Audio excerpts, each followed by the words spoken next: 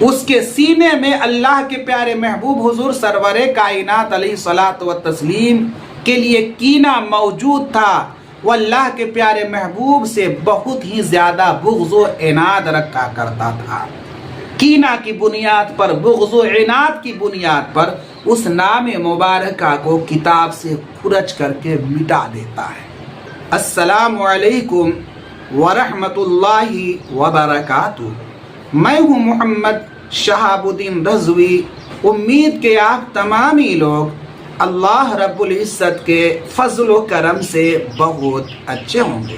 آج میں ایک یہودی کا بہت ہی دلچسپ واقعہ آپ کو بتانے جا رہا ہوں۔ یقیناً اگر آپ اس واقعہ کو آخر تک سماعت کریں گے تو آپ کے ایمان میں تازگی آ جائے گی اور آپ کا سینہ فخر سے گد گد کرنے لگے گا، اور ساتھ ہی ساتھ یہ بھی معلوم ہو جائے گا کہ اگر کوئی انسان لاکھ کوشش کرتا ہے، کوشش پہ کوشش کر لے گا اور یہ سوچے گا کہ ہم کوشش کر کے اللہ کے پیارے محبوب حضور سرور کائنات علیہ صلاۃ و تسلیم کے نام مبارکہ کو مٹا سکے، تو کبھی بھی اپنی کوشش میں وہ کامیاب نہیں ہو سکتا ہے۔ اللہ کے پیارے محبوب حضور سرور کائنات علیہ صلاۃ و تسلیم کا نام مبارک کبھی ختم نہیں کیا جا سکتا ہے۔ اور ساتھ ہی ساتھ اگر کوئی گستاخ روزانہ گستاخی کرتا ہے اور یہ سوچتا ہے کہ ہم توہین آمیز جملے کو بول کر کے اللہ کے پیارے محبوب حضور سرور کائنات علیہ صلاۃ و تسلیم کی شان و عظمت کو گھٹا دیں گے، تو یقیناً وہ کبھی گھٹا نہیں سکتا ہے، اس لیے کہ اللہ کے پیارے محبوب حضور سرور کائنات علیہ صلاۃ و تسلیم کی شان و عظمت انسان نے نہیں بڑھایا ہے، بلکہ اللہ کے پیارے محبوب حضور سرور کائنات علیہ صلاۃ و تسلیم کی جو شان و عظمت ہے خود وحدہ لا شریک نے عطا کیا ہے۔ اور جو چیزیں اللہ رب العزت کی عطا کی ہوتی ہے، یقیناً انسان کے بس کی بات نہیں ہے کہ وہ اسے چھین سکے یا اسے کم کر سکے۔ اللہ کے پیارے محبوب حضور سرور کائنات علیہ صلاۃ و تسلیم جانے کائنات ہیں، امام الانبیاء ہیں، فخر دو عالم ہیں۔ انہی کے صدقے میں اللہ رب العزت نے پوری کائنات کو پیدا فرمایا ہے، بلکہ انہی کے صدقے میں اللہ رب العزت پوری کائنات کو رزق عطا کیا کرتا ہے۔ تو آئیے میرے ساتھ واقعہ کو سماعت کیجیے۔ ایک یہودی اپنے مقدس کتاب جسے تورات کہا جاتا ہے، وہ آسمانی کتاب ہے، اس کتاب کو کھولتا ہے اور اس کی تلاوت کرنا شروع کر دیتا ہے۔ ایک صفحہ پر جب پہنچتا ہے تو کیا دیکھتا ہے کہ وہاں پر اللہ کے پیارے محبوب حضور سرور کائنات علیہ صلاۃ و تسلیم کا نام مبارکہ موجود ہے۔ اس کے سینے میں اللہ کے پیارے محبوب حضور سرور کائنات علیہ صلاۃ و تسلیم کے لیے کینہ موجود تھا۔ وہ اللہ کے پیارے محبوب سے بہت ہی زیادہ بغض و عناد رکھا کرتا تھا۔ کینہ کی بنیاد پر، بغض و عناد کی بنیاد پر اس نام مبارکہ کو کتاب سے کھرچ کر کے مٹا دیتا ہے۔ کچھ دیر کے بعد وہ کتاب کو بند کرتا ہے اور رکھ دیتا ہے۔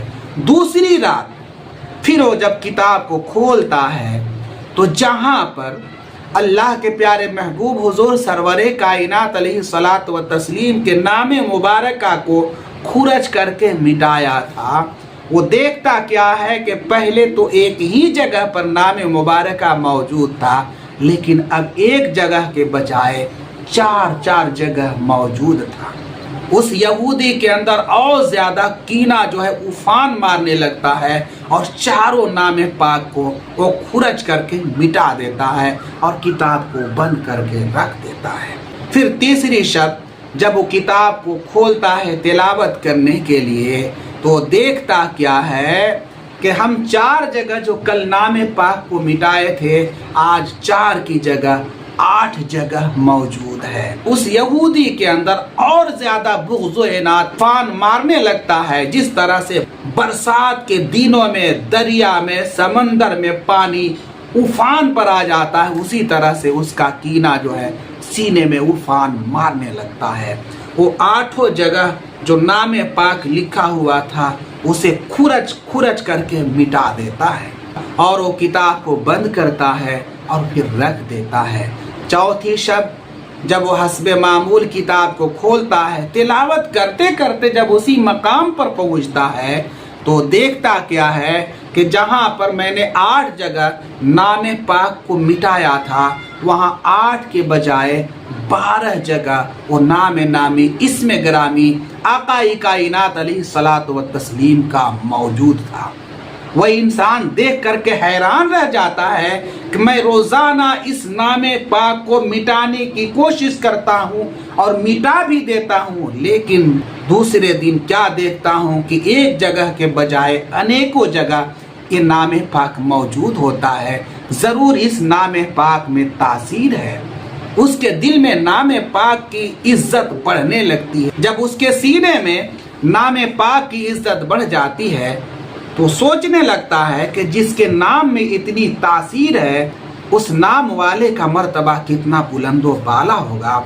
اس کے سینے میں اللہ کے پیارے محبوب حضور سرور کائنات علیہ الصلوۃ والتسلیم کی عزت و اہمیت بیٹھ جاتی ہے، اور اللہ کے پیارے محبوب حضور سرور کائنات علیہ الصلوۃ والتسلیم سے ملاقات کا شوق جاگنے لگتا ہے۔ وہ سوچتا ہے کہ جب نام میں یہ خوبی ہے تو نام والے کے اندر کتنی خوبیوں کو اللہ رب العزت نے رکھا ہوگا۔ اسی شوق کو لے کر کے وہ اپنے گھر سے اللہ کے پیارے محبوب حضور سرور کائنات علیہ الصلوۃ والتسلیم کی زیارت کے لیے مدینہ منورہ کے سفر پر نکل جاتا ہے۔ جب وہ مدینہ منورہ پہنچتا ہے تو پہلے حضرت علی رضی اللہ تعالیٰ عنہ سے اس کی ملاقات ہوتی ہے۔ حضرت علی رضی اللہ تعالیٰ عنہ سے حضور سرور کائنات علیہ الصلوۃ والتسلیم کے بارے میں پوچھتا ہے، لیکن وہ مایوس ہو جاتا ہے۔ حضرت علی رضی اللہ تعالیٰ عنہ فرماتے ہیں، تو جس سے ملاقات کے لیے اپنے گھر سے مدینہ منورہ تشریف لائے ہو، آج سے کچھ دن پہلے ان کا وصال پرملال ہو چکا ہے، اس دنیا سے وہ رخصت کر گئے ہیں۔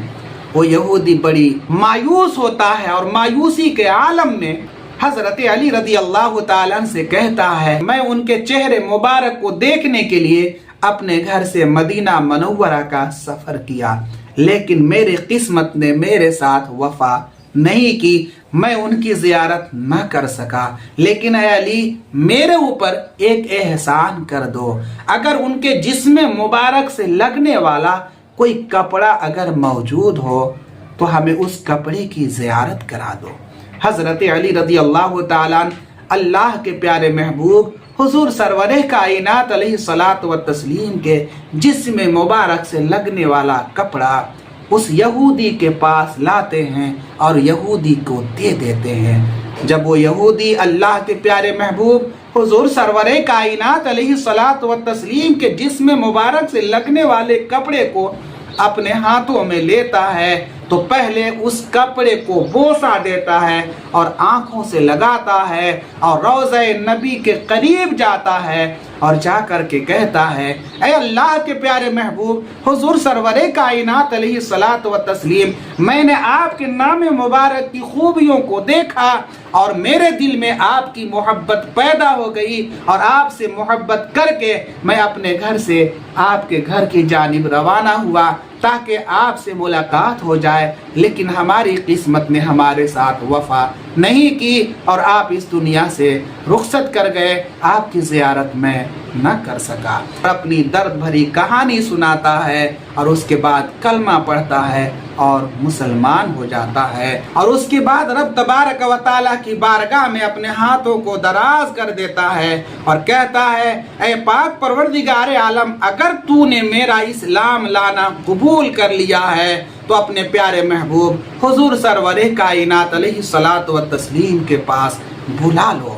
اس کی دعا قبول ہو جاتی ہے، اور اس کے بعد وہ یہودی جو کلمہ پڑھ کر کے ابھی مسلمان ہوا تھا، वहीं पर गिरता है और उसकी रूह परवास कर जाती है। हज़रत अली रदी अल्लाह ताला उसके जिस्म मुबारक को उठाते हैं, गुस्ल देते हैं और उसकी नमाज जनाजा पढ़ा करके जन्नतुल बकी में उसे दफन कर दिया जाता है। तो मुसलमानों, आपने समाअत किया कि अगर कोई कोशिश करके नाम मुबारका को खुरच करके किसी तरह से मिटाना चाहे, लाख कोशिश कर ले, उसके बाद भी वो नाम मुबारका को नहीं मिटा सकता है। अगर अल्लाह के प्यारे महबूब की शान व अज़मत को कोई घटाना चाहे तो लाख कोशिश करके वो शान व अज़मत को नहीं घटा सकता है, इसलिए कि तू घटाए से किसी के न घटा है और न घटेगा। जब बढ़ाए तुझे अल्लाह ताला तेरा, जिसकी अज़मत को अल्लाह रब्बुल इज़्ज़त बढ़ाता हो उसकी शान व अज़मत को कौन घटा सकता है।